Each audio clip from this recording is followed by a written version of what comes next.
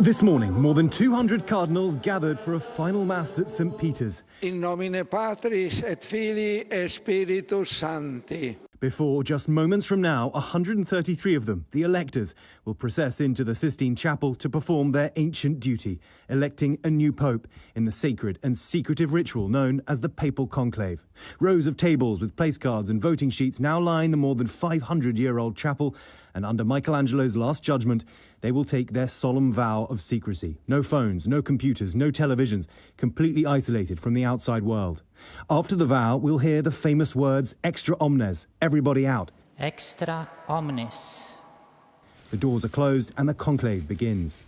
New York Cardinal Timothy Dolan says the first vote could be revealing. Now, I have to tell you, that first ballot is so significant, because then you'd see who are the leaders. Cardinal Jean-Paul Vesco, the Archbishop of Algiers, tells me he doesn't expect a very long conclave. If on Friday night the Pope is not elected, it will be that something unexpected has happened.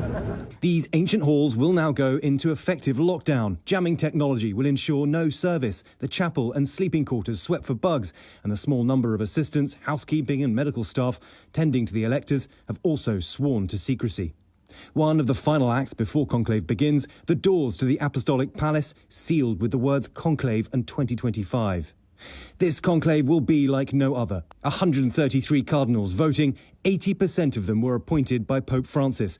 They come from every corner of the world, 71 different countries, the largest and most diverse conclave in history. Once the Pope is elected, he'll head to the Room of Tears next to the Sistine Chapel, where these white papal vestments are already waiting for him. And then the 267th Pope will emerge for the world to see. Now, there are a few front-runners, if you're to believe the bookies and the Italian press. Cardinal Parolin, who is former Secretary of State here, he's one of the front-runners.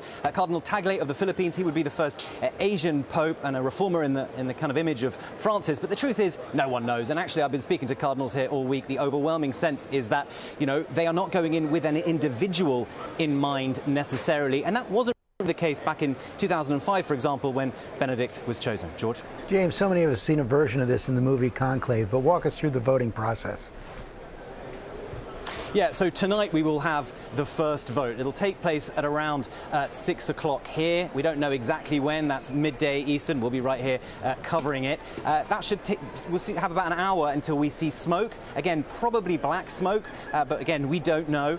That will give the cardinals a chance to kind of get to know. It's the first chance, real chance they have. Who among them might have a real chance to be pope? They will then retire for the night to contemplate those names, and then over the coming days, they will whittle that list down to some front runners. There'll be 2 votes in the morning, 2 votes in the afternoon, and we'll be waiting for that famous white smoke.